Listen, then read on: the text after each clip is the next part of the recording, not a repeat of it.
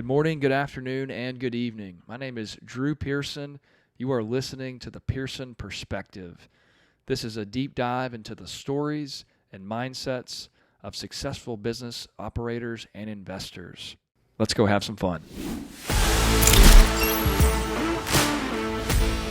I've taken the time to make the team members feel heard and understood. We've taken some actionable steps to show them that we can walk the walk, not just talk the talk. You've helped me out with my own businesses, and I've always been impressed with how you incentivize your team. I should be running this. I mean, do those fears ever run through your mind, or in your experience, people are just really excited to participate? All right, this is for real. This is Drew Pearson's first podcast. What's the name of it again? Let's do it. The Pearson Perspective. Pearson Perspective. Yep. So I am down here with my good buddy, Nick Leja. He was kind enough to fly all the way down from Michigan to come and hang out. I'll let Nick just kind of dive into his story, but he's really an interesting guy who owns a broad swath of businesses across the country with something like 200 employees. And so I'm really excited. I think I've got a lot to learn today, and I think we all can learn a lot from Nick. So, Nick, thanks for coming on. And, man, let's just dive in. How did you get started? Cool. Yeah, thanks for having me. I appreciate it.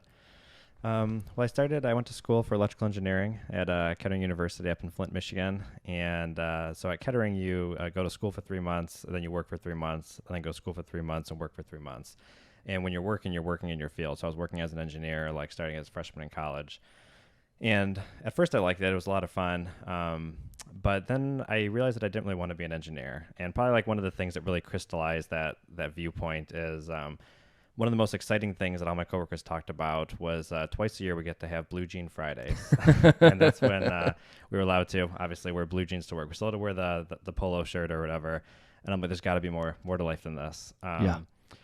So I decided that I didn't really want to go into engineering. And about that time, I've always been entrepreneurial in spirit. Back when Subway was a big thing, you used to have like 2 for Tuesday Subway sandwiches, and I used to take orders from all the students of my first like few classes, and I come around this like massive yellow cooler full of like Subway sandwiches, and the students would pay full price for it, like $8.99, but it was 2 for Tuesday, so I'd get them for like, it was pretty much I think buy one get one free. Beautiful. So I just made a killing on that. I didn't have to upcharge them for the service or anything like that. So I did a bunch of things like that just through school, and then just seeing what my experience as an engineer, I didn't really like that. So when I graduated, that was in 2008, and I became a franchise consultant.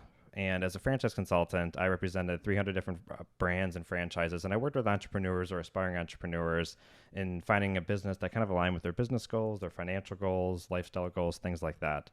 And I really enjoy that. I love learning about just different industries, different opportunities, and different aspects like that. At the time, this was during the Great Recession, so people, a lot of their, unfortunately, life savings kind of got wiped away, so they couldn't open up very many businesses. So I wasn't super successful in that. But during that process, I met John Chesney, who's the founder of Disc Replay, which is a brick and mortar retail store out of the Midwest that buys and sells video games, movies, and electronics. So it's kind of like a bigger version of GameStop.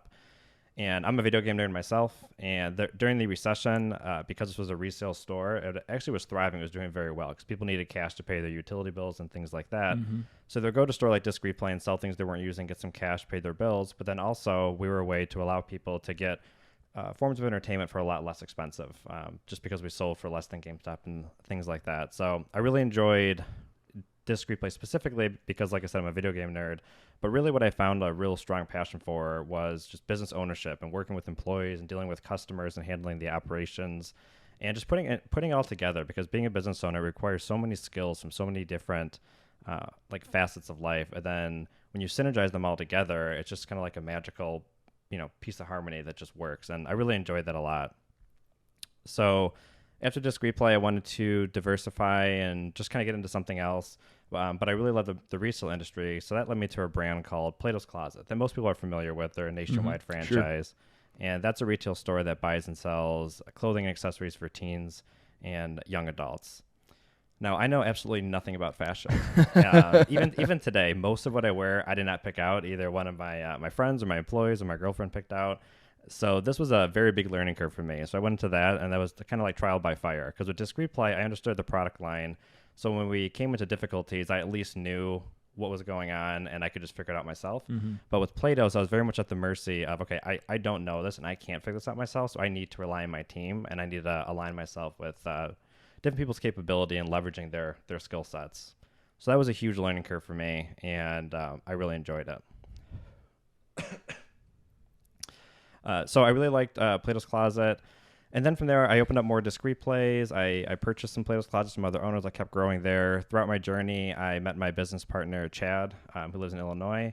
And he was part of a brand called European Wax Center, which is another nationwide company and their brick and mortar store that offers body waxing services.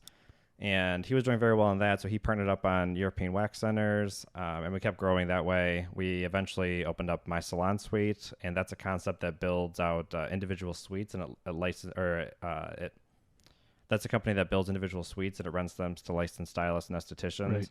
And it allows them to run their own business out of there. And I really like that business because the stylists and estheticians, a lot of them, they're very creative. And what they're passionate about is working on their clients' hair, skin, or whatever services they're offering. They don't really want to deal with like HVAC issues and plumbing issues and the toilet got overflown. So for a lot of them, they want to own their own business, but the thought of them going out, building out a $250,000 salon, signing a 5-year personal guarantee with the landlord and a business loan, and then having to deal with all the maintenance issues and employee issues and all this kind of, it's just not very appealing to most of them. So this way, it allows them to be a business owner. I take care of all the HVAC issues, the plumbing issues, the 5-year personal guarantee with the landlord. They just get to come in and do what they love, which is service their clients. Beautiful. So that's super fun. And I really enjoy that business because just the look on people's face when they get the key to their suite for the first time and their dream of becoming a business owner just happened without all the risk and the stress and things like that. So I really enjoyed that model a lot. Shortly after that, I came to the next concept I found, which was Superior Fence and Rail, and they install residential fences, or fences for homes. And I got really excited about that model just because it's different than brick and mortar. It's more service based and things like that. So I'm just getting that one off the ground now. So I'm pretty new in that one. And my latest one is investing with you in the storage unit facility, which I'm pretty excited about as well. Right, so. and that deal has gone great. Yeah. Well, man, thanks so much for sharing all that. There's a lot of threads I want to try to pull out here. Let's just start off with kind of your mindset on how you view opportunities in businesses specifically. It sounds like you started off in your video game business. Okay, I'm Nick. I like to play games. I understand that demographic. But very quickly, you started shifting out things of outside of kind of what you knew a lot about or what you were comfortable with, i.e. fashion, i.e. body waxing. I'm not sure. Maybe you wax your body a lot. No, not at all. So how do you get comfortable looking at opportunities that maybe you don't personally use those services, but you can still identify, look, this is a good fit? I think a lot of it's a good question, and I actually really enjoy getting into businesses that I don't know a lot about because it just expands my worldview. So I read all the time. I talk to people, just a lot about what interests them. And I get really excited when I find something that just seems very durable and simple and a necessity. Installing fences, for example. I mean, I am not a handyman. I don't even 100% trust myself with the hammer. I just don't get it. When I go into Home Depot or Lowe's, I just freeze up. I don't really know what's going on. So the thought of installing fences kind of terrifies me. But I drive around and I see a lot of fences around. And I think fences are probably going to be around 10, 15, 20 years from now. Good fences make good neighbors. Right, right, exactly. It's Amazon proof. It just has a lot of like cool values to it. And I think it's interesting. I've learned so much about putting fence in the ground, and it's just like a very fulfilling and I guess exciting way to live. And then as I learn things about the fencing industry, it allows me to apply things to other industries. Beautiful. So like, for example, with the fencing industry, one thing that I've learned from a guy named Sean King, goes by Mr. Fence, and I had a little training course with him. And a big thing that he proponents in his business is to own your hole in fencing. So in fencing, when you go and you're going to put some fence in the ground, the first thing you do is you dig the holes that the posts have to go in. And then you put the posts in the hole, then you pour in the concrete, and there's more steps. But a big problem that a lot of fence installers do is they'll dig the hole, and then they won't quite finish it. Maybe they run into some issue. There's a branch there or a rock there or whatever. So then they'll just move on to the next hole and start working on that, but they never really finished the previous hole. So then a guy will see that there's just a hole sitting there. He'll think it's ready to go, so then he'll go pick up the post that needs to go into the hole, and he'll carry the post over to the hole. He'll try to put the post in the hole and realize the hole isn't done, so then he sets the post on the ground, and then he has to go walk around trying to find the whatever machinery is used to finish the hole. And it's just very efficient. So then he goes and he finishes the hole. You got to pick up the post again. It's just a lot of up and down, up and down.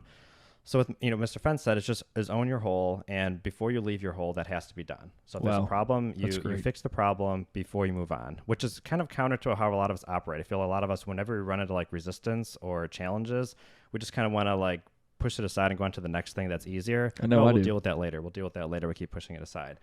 So he said, with owning your hole, you don't leave the hole until it's done. And then that way, if anybody sees an empty hole, they know that hole is finished. Then they can grab a post. And then because they're operating that way, when they get to the hole, the post always goes in. So they don't have to set it down. They don't have to waste time looking for new tools and everything like that, and so on and so forth. So I've applied that lesson. I've told the lesson to a lot of my managers and employees at my other businesses on, whatever it happens to be, so at Disc Replay and Plato's Closet, we call a buy transaction. We buy a product from customers. So it's like, let's own our buys. Like, let's stick with it to the end, finish it all up. So now there's not a bunch of like half finished, messes around and so on and so forth. I mean, I think that's what just really impresses me so much about you, Nick, is your love for learning, kind of applying these multiple disciplinary ideas to what you're already doing. It's really inspiring. It's really fun to always talk to you. And so kind of on how your mindset, again, I want to dive a little bit deeper. For a long time, I was the only person I knew who read Buffett letters and read these investment memos. And Nick was my first real live friend who also loved value investing. So how do you think about value investing? What is value investing in your mind, and why is it so important as you continue to seek new opportunities? Yeah, it's a great question. I think value investing, worded as simply as possible, it's buying an asset at a price that is under what its current value is. Why would you do that? I mean, why would someone sell $1 for less than $1? That doesn't make any sense to me. There's a lot of reasons for it. I mean, obviously, there are sometimes life events, unfortunately, force somebody to sell something when they don't want to do it, which is unfortunate. Another scenario is a lot of people who are into investing, in my opinion, they take on too much risks, and they have like a little bit too much optimism. And optimism is definitely good. It has a place, but they'll over leverage themselves, and leverage is like taking on bank debt and things like that. And then when times get tough, they don't have enough cash to kind of withstand those tough times, and they've got a lot of bank debt they have to service, so they're forced to sell things at a discounted price, which is another reason, I guess, why I look towards value investing, because I'm giving myself that safety net, that margin of error with that. Another reason why people might sell $1 for 70 cents is they might look at something differently. So, the first business that I got in is Disc Replay, and we basically buy and sell compact discs, whether it's music discs, whether it's video games, DVDs, Blu-rays. And this was 14 years ago when I started, and pretty much everyone said that that's not going to work because, there's Blockbuster. How could you ever compete against Blockbuster? Who is that? Right. There's GameStop. How could you compete against GameStop? And people have been saying for over a decade now, things are going digital. So if somebody had $1 worth of Disc Replay, they probably would sell for 70 cents because like, really, this is worth, hardly anything. Right. But we've been doing, very well, fortunately. So it's just kind of a misconception. And I feel a lot of people, they get that misconception because they follow, whether it's social media or the newspaper headlines and what everybody else is saying, kind of that herd mentality. And when you stop and just pause and think and look, you can see things that a lot of people are wrong in, and they might value things differently. You're like, no, I think Disc Replay has a long ways to go, or fencing or whatever. Sure. That's great. That's a great answer. So in addition to kind of that value investing mindset, what other factors kind of play into your mental model as you look for new opportunities? I love simplicity. I like things that are simple and easy to understand. I'm not super smart at figuring out a bunch of different industries. Even if I was, that's just like impossible. You can't be an expert brain surgeon and a doctor and a musician and a fashion artist and all this. You just can't do it. It's just too much to do. So I just like simple businesses that are easy to understand, that are out of the spotlight. I don't like things that are very flashy, because anything that, if something is known to be a good opportunity, there's just going to be so much competition instantly, and it's gonna take it up. So I really look for those off the radar, simple business opportunities. Man, that's great. Are there any kind of strategies that we can employ to find these opportunities? Do they just kind of like fall out of the sky in your experience? How do you say, listen, I want to grow. I'm not sure how we're going to get there, and what's the next step? I think one of the biggest things is training your mind to look for those opportunities. So let's say I have a bowl of apples that's sitting on my kitchen counter and it's there all day, every day. I walk by it.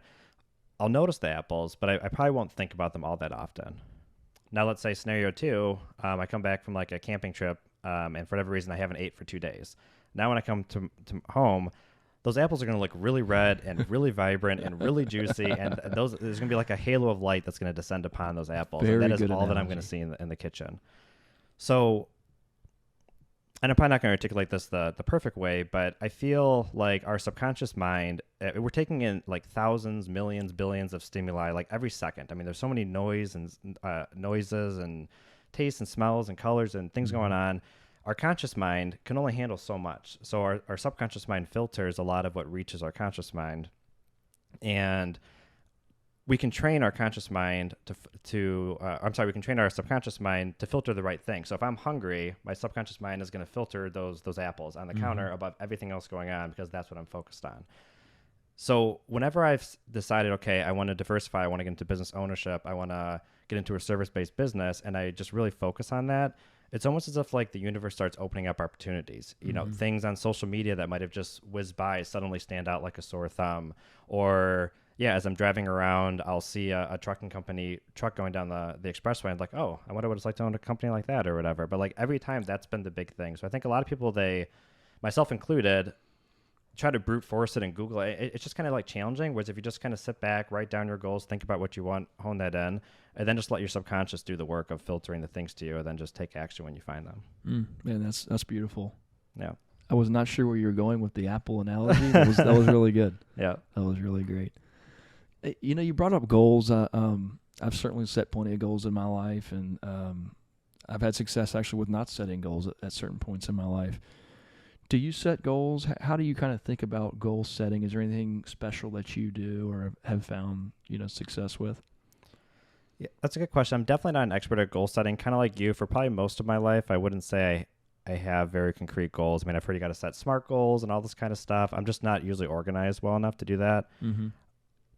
But like, for example, I knew I hated being an engineer, so I wanted to be a business owner. So like that was my goal. I didn't necessarily know how much money I wanted to make or anything like that, but like I wanted to be a business owner. Then I became a business owner with Disc Replay, and then I knew I wanted to diversify. And I didn't know again how much money I wanted to diversify. I really didn't put a time limit, but I felt very like a hunger to diversify. And then that's when I found Plato's and so forth. So I don't know if that's really answering the question head on with it, but I usually just focus on what I want. And I'm just the kind of person who's just relentless once I feel that, and that's all I think about when I wake up, when I go to bed. I just think about it. Love it. But I haven't really reduced it to like tangible dollar goals necessarily. Yeah, that's awesome. I kind of want to move over to what I think is your real superpower, which is how you handle confrontational situations, communicate with employees. Or with anybody else. I've never seen Nick cuss in 7 years. I've never heard Nick cuss in 7 years. We've been in a few situations that were, a little tense with another party, and I've just seen him kind of really diffuse situations, almost like jujitsu. Like he can almost use the person's energy and emotion against them, and before you know it, he's asked a few simple questions and like we're bear hugging at the end of the meeting. It's really a lot of fun to watch. You're super cool and calm. Have you always been that way? Where does that kind of come from? It started in to answer your question, no, I've absolutely not always been that way. I was and still am an introvert, so interpersonal skills don't come naturally to me. I was never super popular in school or anything like that. I got along with people, but it was not a gift that I was born with, I guess. When I was in college, I read a book called How to Run Friends and Influence People by Dale Carnegie. Mm-hmm. And that book just changed my life. To me, I'm an engineer, so I love getting actionable steps. So just being told to be charismatic, for example, is just, I don't know what that means. I don't know how to do that. I can't just walk into a room and just become charismatic. But through reading Dale Carnegie's book, he would say things such as like the sweetest sound in someone's ears is the sound of their own name. So like using their name a lot helps with that. Listening more than talking, asking questions versus making statements. So if I were to make a statement, if there's a confrontational situation and I'm making a statement of defense, it's just harder to, or it's easier to argue with. Whereas if you ask questions, it kind of opens it all up. So I read that book. I've read many more books. And now I'm certainly not an expert and I learn every day, but I feel like I've got this confidence about myself to know that I'm capable of just navigating difficult situations. And part of this is just knowing that like most people deep down, we don't want to cause harm to others. Mm-hmm. You know, we might be angry, irritated. We might say, mean or harsh things, but deep down, most of us are good. So I think recognizing that, and then when somebody is kind of confrontational against me, I view it almost like a game. And this is one thing also in Dale Carnegie's book is he phrased it as a game to kind of get to that core and kind of release that. One story specifically from Dale Carnegie's book that has always stood with me, and I might get some of the facts here wrong. It's been over 10 years since I've read it, but I think it was on the radio and he was talking about somebody and he messed up the pronunciation of her last name. He completely like mispronounced it. And so later on, he got a very angry phone call from her.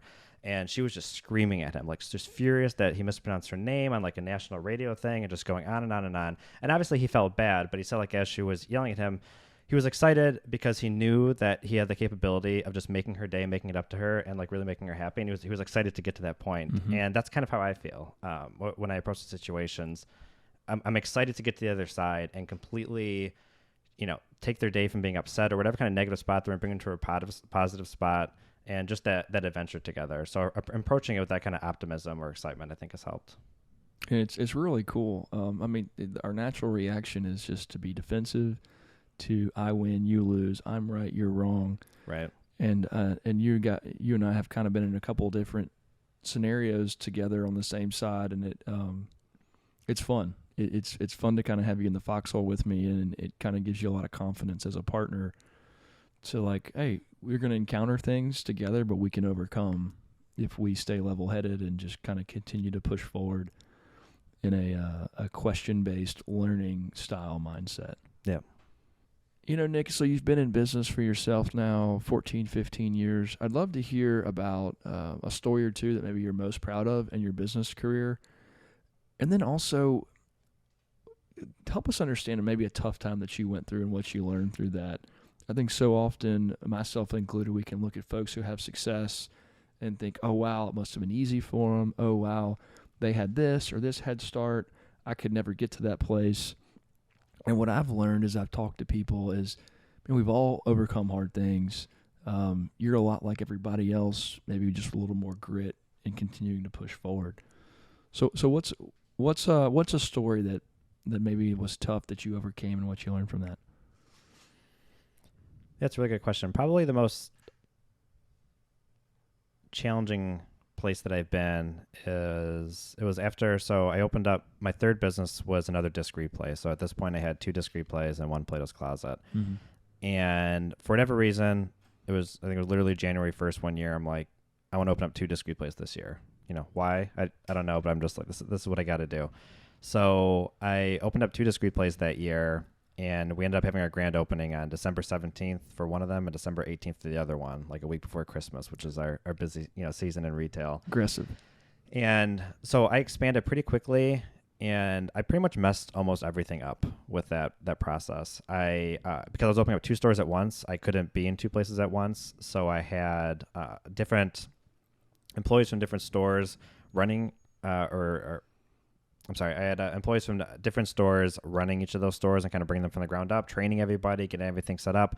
And they were in way over their heads. So they were struggling and they were stressed with that. I was in way over my head. So I was struggling and stressed with that. And then the person that I put in place of one of them just quit. So then I had nobody there. So then I started bringing in people from a bunch of different stores, which resulted in the staff getting a bunch of different perspectives and trainers who were teaching them different ways to do everything, and nobody knew what was going on. There was no manager. They didn't know who to report to.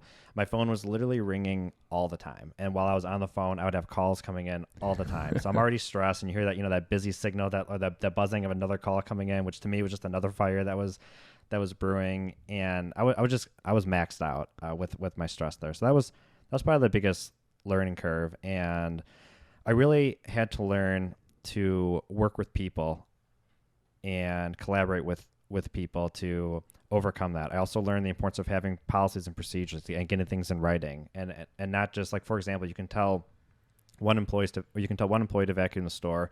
You can tell somebody else to vacuum the store. You're going to get two very different results. Like vacuuming the store is not detailed enough. It's not specific enough. It's not, okay, you plug the cord into this outlet and you vacuum left to right to get the entire aisles, and you pick up the A-frames and vacuum under them, et cetera, et cetera, et cetera. It's providing that detail and thoroughness so we're all on the same page. So I was frustrated with my team because they weren't doing what I thought they should be doing, but really I realized the problem was I just wasn't giving clear enough directions. I wasn't giving them the tools they needed to succeed, and then when they didn't succeed, I was getting frustrated with them, and then they were getting frustrated with me, and it was just this negative like vortex that was whirling on, and I was so busy I couldn't handle it.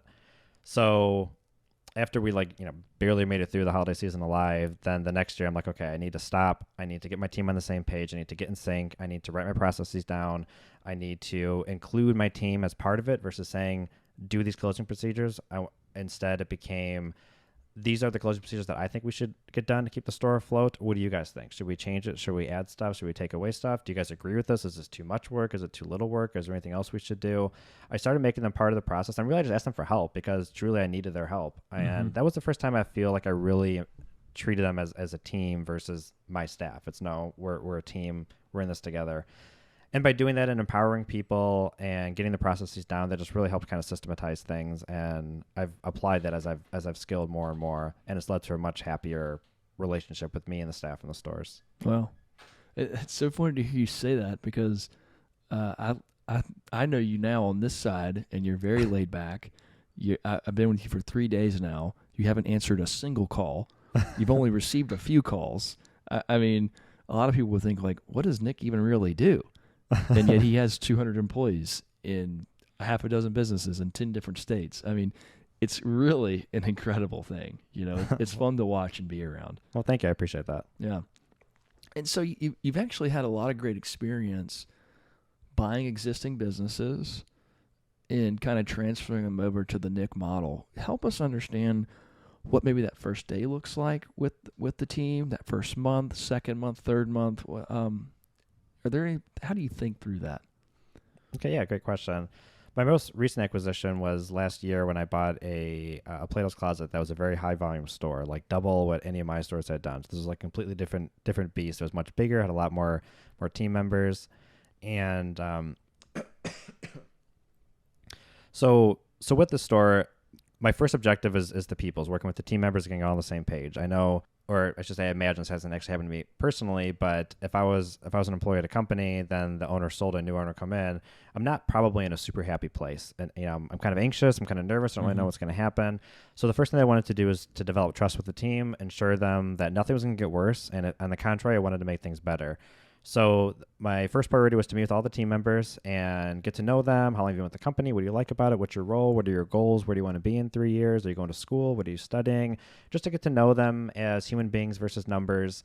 And one of the questions that I asked during those that was very insightful is, what don't you like about your job, or what are some pain points, or what's stressful, or what's bothering you, and how can I help that? And I did that over and over and over. And so to give you an example, one of the things for the store specifically is they're like, we're standing around our feet all day, every day. Our legs are so tired, and it's just hard to, when you're feeling so fatigued and your muscles are aching, to be, smiling, greeting every customer, giving them a positive experience.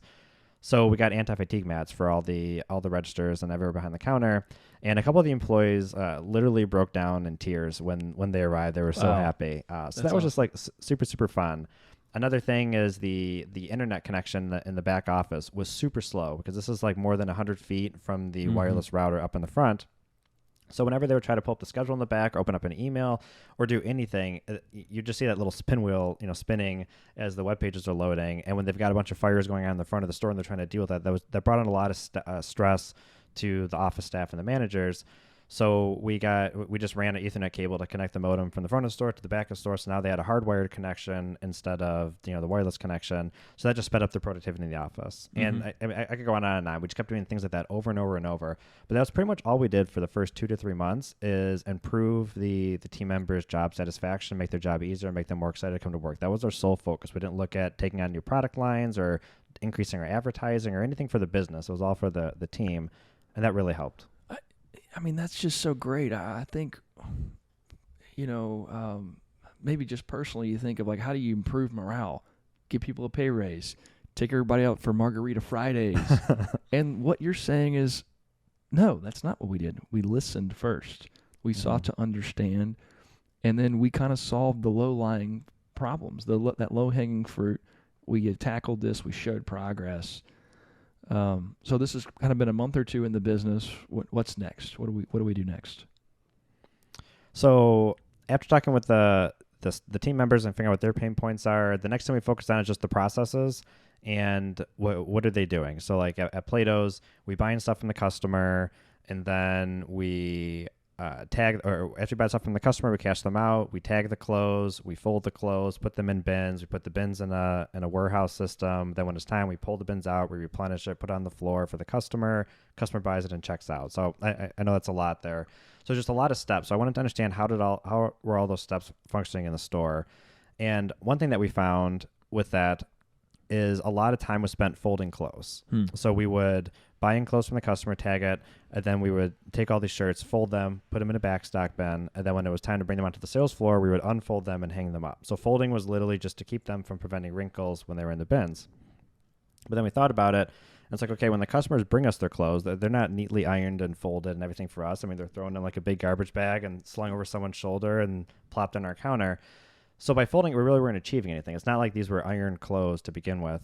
So we said, okay, what if we stopped folding and just completely remove that step out of the process? Mm-hmm. And everyone's eyes kind of just like bulged. When they first saw it, like, what do you mean stop folding? Like this is like a huge process. We had procedures on how to fold T-shirts and how to fold long sleeve shirts and button downs and sweaters and this and that. And it's very articulate, and it's a lot going on. And I remember they said, okay, well, if you just throw clothes into the bin, you're not going to fit as much clothing in. So we did a thing, and my business partner, Kim, she put a bunch of clothes into the bin and then just more or less just sat on the clothes because it's a big pile of clothes. She just sat down in it, and it just all pushed down. And we did a thing. We're like, okay, we're going to let it sit here for a month, and then we're going to let a bin of clothes that you guys folded very articulately sit there for a month. And then we're going to open both bins, hang a bunch of clothes without telling you, what's what, and see if you can identify what clothes were smushed in the bins and which ones were folded. And we did that, and nobody could tell what was what. There was like literally no difference. And the customer couldn't tell. What are we doing here then, guys? Right, exactly. So anyways, we were able to completely cut that step out, and nobody liked the folding, anything like that. So that was just another way we improved the processes, which kind of increased satisfaction. So the first month or so was working with the team to kind of figure out what their pain points were and alleviating them. The second step was looking at the processes in the company and what can we do just to simplify things and make everyone's job easier. Mm-hmm. And, so recently there's been a push to digitize processes. There's great softwares like Notion.com, Trello, Loom.com. Do you work all these processes digitally using kind of tutorial videos? Are these just in a 3-ring binder that's text written out? How do you think about recording the physical processes once you say, okay, this is what we're doing? I definitely lean more towards the digitizing. Okay. It is very good to have physical copies. I mean, sometimes nothing beats a 8.5 by 11 printout or bigger. Put in the employee break room when they're on break, they can see it every day and things like that. I mean, we're on our screens all day, so it is nice to supplement them with those. But as far as keeping track of the processes and the training videos and all that kind of stuff, I either have digitized them or in the process of digitizing them, and I think that's a huge value add. Okay. So it's been month one. We seek to understand. Month 2, we really work on our processes.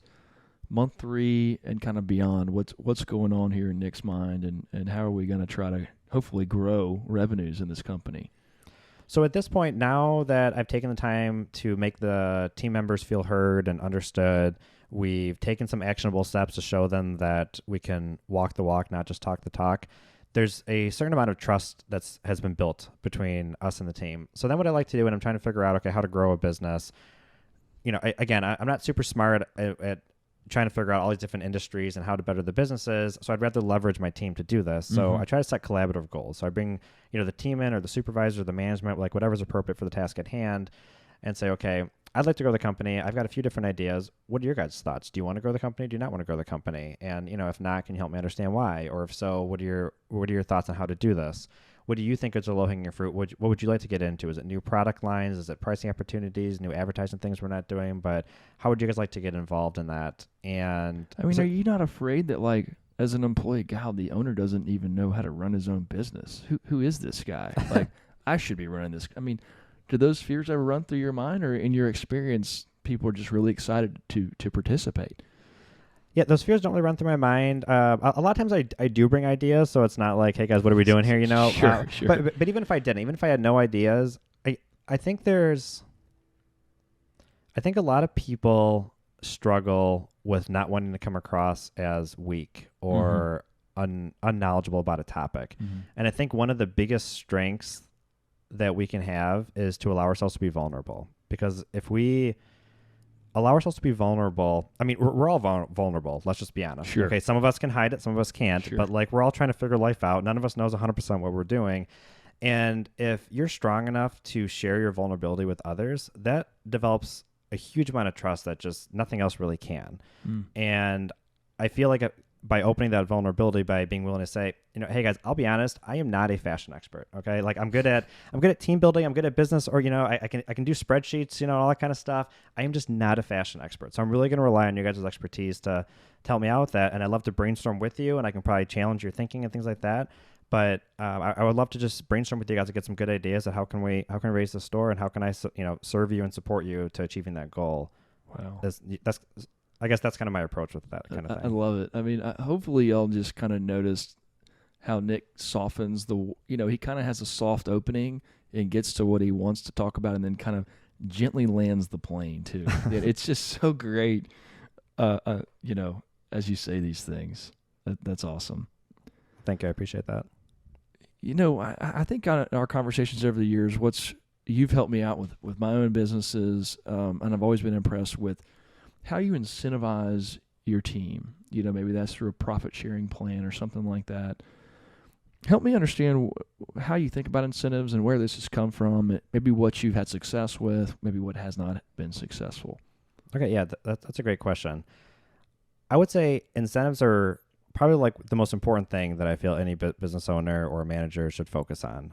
And I've read that over and over and over in books, and I didn't do it for the longest time because like it's so complicated. And I'm like, I don't want to do this incentive, because if you do an incentive and employees get used to that, or team members get used to that, and it's not working out, and then you rescind it, I mean, that's not good. No. So then whenever I've done it historically, I've tried to make it bulletproof, so there were no loopholes, because I knew once you start it, you can't stop it. So I made it so complicated. There were so many different like levers to pull, buttons to press, fill out this spreadsheet, do this. It was so complicated. I barely understood it. My team didn't understand it.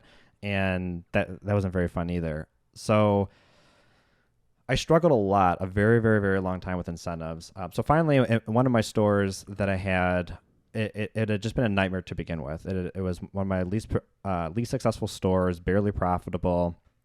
And my low point was I just found out that my manager had been embezzling from me. Oh. He stole like $10,000 worth of consoles and cash and deposits in the safe and everything like that. And I was really close with this manager. You hear all the time, oh, I never thought he would steal. I mean, it was one of those situations, like I had him into my house, took him out for sushi and things like that. So that was tough. And I'm like, I can't do this. I literally don't know what to do with this. And one of my employees, his name is Jesse, he's been with me for, at the time about 6 years. He's always wanted to get into ownership and things like that. I'm like, hey, Jesse, I've got this store that is it should be doing way better than it is, but it's not doing well. If you want to buy into it, I'll let you buy in at a very, very good discount. But just know that like this store, it's like a dumpster fire. I mean, like anything that could go wrong is going wrong. So it's going to be an incredible amount of work. Anyways, what was that? I've been there. Yeah. So anyways, he bought into ownership in that, and this store had been open for 4 years and was just cratering, just not doing well. Within 3 months, the leaking had stopped and we were on an upward trajectory. Within 12 months, it was by far my most profitable store. And now like it is just crushing it. It is like breaking all sales records. Wow. And it is insane. So that really opened my mind because there's no way it's a coincidence. Like the business had been around for 4 years. It wasn't like it was a new business. Then I let somebody buy in and you just get that kind of second year tailwind that you sometimes get. And I'm like, whoa, like that is insane how we accomplished that. I did the same thing then for Plato's. We were buying a Plato's Closet store, and Kim, she's moved there for over 10 years, we were buying the store that was just not doing very well. It was barely profitable, and the owner wanted to sell, and I'm like, well, let's see if I can do this again. So I bought that. Kim got ownership in that, and it was the same thing. Within a year, I think our first year we were up 30%. And this is a store that's been around for about 20 years, and it's just been like plateaued, and just instantly things changed. So that really opened my mind to just how powerful incentives are and how simple they need to be. I mean, and nothing to me is more powerful than being an owner. You got your own skin on the line. I didn't give Jesse and Kim a bunch of metrics to hit and things like that. It's like, hey, it's your business, sink or swim. And obviously I was there to support them, and that worked really well. So since then, I've done profit sharing plans for my managers, and I keep it as simple as possible. So like for them specifically, it is just we just take our gross profit margin, subtract a couple of expenses such as labor that they control. That leads to a net profit amount, and then they get a percentage of that. It's very simple. It ties them directly with the ownership. The supervisors also get a percentage of that. So now I've got the supervisors, the managers, the district managers, and all the ownership group are all looking at the same numbers. They're being profited the same, et cetera, et cetera. In the past year, I've given out tremendous more in bonuses and things like that, but my stores are just crushing it, and they're doing very, very well. Wow. We're all rowing in the same direction, and it truly is like the more that you give, the more than you get. So anyways, I know it was a long roundabout way of answering your question, but I think incentives are so important.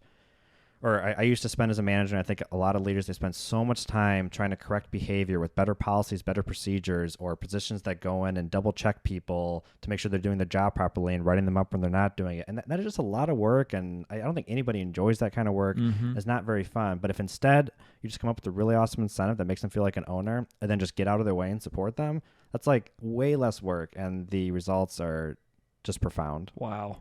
Man, that was gold.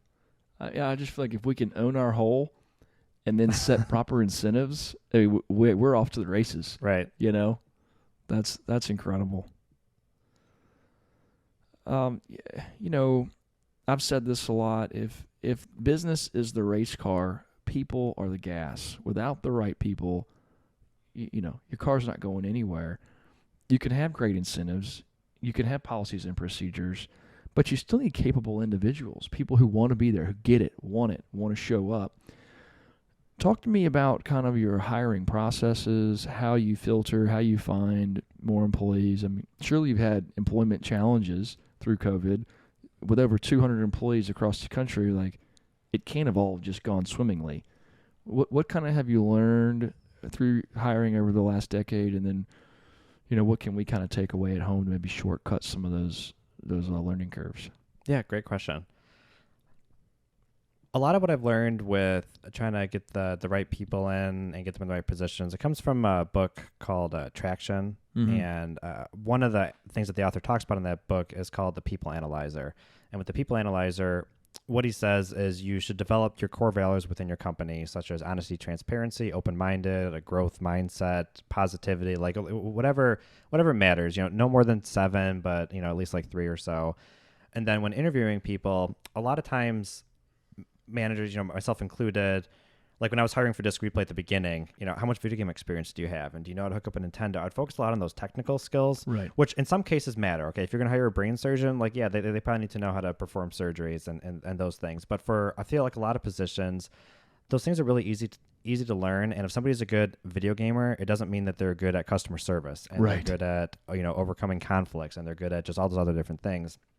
But with the People Analyzer, you focus instead on, like, what are the core values? Like, what are just the personality traits or the values that people need to embody to be a good team member, and then interview based off that. So we've defined our core values that I came up with collaboratively with the staff and the management team. And for our interview scorecard, when we interview people, our questions are geared towards that core value. So really, that's what we're trying to find out. We're not trying to find out if they're good at video games or they like clothing, or like, clothing and trends and things like that. We're trying to find out, are you a positive person? Do you have are you open-minded to to learning. Are you passionate about this job and type of work you'll be doing? Like those are some of our core values. So we hire based on core values, or we hire and fire based on core values. So that's a big part of bringing people into the company. And then when it comes to letting people go, which, obviously isn't a super fun topic to talk about, but definitely a necessary one, a lot of companies, and how I used to do it myself, is we would look for mistakes people would make to fire them. So like, for example, at a retail store, they showed up late all the time, or they messed up a customer transaction, or they made a customer angry, or, there's a black and white thing they did wrong that led to them being fired. But so many times my managers would be like, oh, we'll say Joe has just been, nobody likes working with him, and he's kind of bringing down the team morale, but like he's not doing anything wrong. He's not violating any policy in the handbook. So, we can't fire somebody if they're not breaking any policies. And this was just a constant topic that my managers and I were talking about or what do we do with these people who aren't really violating any policies, but they're just clearly not a good fit for just hard to define reasons. So, our answer to that is we put the people analyzer in our handbook, and we said these are our core values, and pretty much just following what the author and Traction said. We'll put this in the show notes, by the way. What was that? We'll put this in the show notes. Yeah, Gino Wickman. Yeah. He's from Michigan. He's a Detroit boy. Yep. Yeah, phenomenal stuff in there. But now that's part of the handbook, and we say that it is part of the job responsibilities to keep up with these core values, and we're open to changing these core values. Like as we get new team members and the business changes and things like that, we have to be, myself, I am open-minded, so we can change these. But like if we all agree on the core values, if any of the team members aren't fulfilling those core values, then that could be reason to cause a separation. So now that's kind of more tangible, and it's more part of our process, which has helped our managers out a lot. Yeah, because now they're just they feel a lot more empowered. Because one of the big problems is if you leave in team members who are not necessarily violating any policies, but they're not moving the ship forward. They're trying to sink the ship, and other people are trying to row the ship forward. What happens is you really demotivate your rowers, your A employees, and things like that.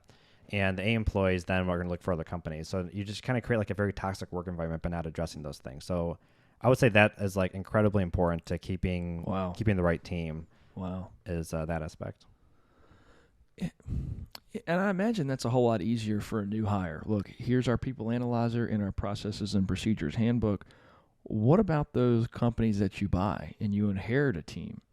And Billy Joe's been with the company 28 years, and the old owner didn't have these core values. The old owner let me cuss and spit on the ground, and I could be as negative as I want. How do you help recalibrate that team to your standards? So after that 3-month period, as we've developed the trust and kind of established those bonds between us, then we'll have a meeting, typically off-site, so we can kind of think clearly. And I'll explain how we use core values with the other companies, how it helps us, find good team members, keep good team members. I'll share a story. I'm sure every team member or person has worked before with a toxic employee or just kind of brought down the team, and they feel like they're working with somebody else. So I share those stories. I see the head nods that the employees give as I'm talking, and then I say I'd like to implement core values here. And the core values that I've used in the past may not be applicable here. Maybe they are, maybe they aren't. I don't really know. But what do you guys think just of the general concept of kind of defining on like, what do you guys want your team members to embody? What characteristics or values do you guys want your team members to embody? What makes sense for this company? And can we kind of circulate come up with a few of those together and then run with it and use that for our recruiting efforts, our promoting efforts, and things like that? And what are you guys' thoughts? What kind of concerns do you guys have? And then just kind of talk through it. And it would probably a pretty unique scenario for literally the entire staff to be like, I don't think it's important that we have values. Like, I don't think anyone's going to say that. Yeah. So you try to present a situation where like it's almost impossible to say no. That kind of gets them to start talking through it, and then you kind of build it up from there. Right. Wow. Well, you make it sound pretty easy. I love that. And so you don't come in and hammer away core values day one. You're not saying what we used in the past, what we're doing here. It's after a transition. It's after we've built trust, and then there's a collaborative buy-in to saying, hey, what do we want to do here? Not here's what you're going to be doing. Yep. That's probably one of the biggest takeaways as a business owner that I've learned is just to collaborate on as much as possible. When people are part of coming up with the procedures, coming up with the core values, it takes so much more ownership. And the beauty is it's so much less work. I mean, if I have to sit here by myself in an office and figure all this stuff out, that's a lot. But if you just get everybody together and come up with it together, it's a lot less work. Yeah. And it's a lot more effective. Yeah. Well, that's great. Why don't we shift gears here for a second? I know you like to read a lot. What are kind of 2 to 4 books that you've either recommended, given, maybe have kind of impacted you over the last couple of years? Oh man, that's a tough one. I read all the time, potentially a little too much. One of my favorites is The 7 Habits of Highly Effective People. Mm-hmm. I really enjoy that book a lot, and I reference that a lot. One of the concepts that I really like in The 7 Habits of Highly Effective People is the concept of psychological error. And I feel like this is sorely lacking in society and would have such a profound impact if people understood it. So the concept of it, and the author definitely words it better than I'm about to, and so I definitely recommend reading the book and kind of learning directly from the source. But like right now, you and I are talking, we're not really thinking about the air in this room. And because of that, you're able to listen to what I'm saying, understand what I'm saying. I'm able to listen to what you're saying, understand that. We're not thinking about air. It's not a big deal. If all of a sudden all the air was sucked out of this room, that is all we'd be thinking about. You would not be listening to anything that I'm saying anymore. I would not care at all what you have to say. The only thing you and I would be focusing on is getting air. So how the author relates this metaphor to listening is when you listen to me, when you genuinely listen to me and make me feel understood, you are giving me psychological air so I can breathe again. If you don't listen to me, if you just listen with the intent to respond, I am lacking that psychological air, and then I don't care what you have to say about anything. All I am thinking about is trying to breathe. Mm-hmm. So by listening to each other, we give each other that psychological air, which then allows us to start listening back and forth. And I use that all the time in conversations with my employees, team members, whatever. That's, I don't know, it's just such a secret sauce, and I really enjoy that. So 7 Habits of Highly Effective People, it is full of stories like that. Another one that I love is Getting to Yes. Getting to Yes is a book on negotiating. And I know a lot of people think sometimes that negotiating is more like business deals and like talking about dollars and cents, but life is a negotiation. Whenever there's something that we want, we're in a negotiation. Like if you're looking to buy a car, or where we're going to dinner tonight, if you want to go someplace but your friend wants to go somewhere else, you guys are in a negotiation about where we're going to dinner. It's anytime 2 people have opposing wants, that's a negotiation, which happens literally every day. So Getting to Yes is a really solid book that I very much enjoy.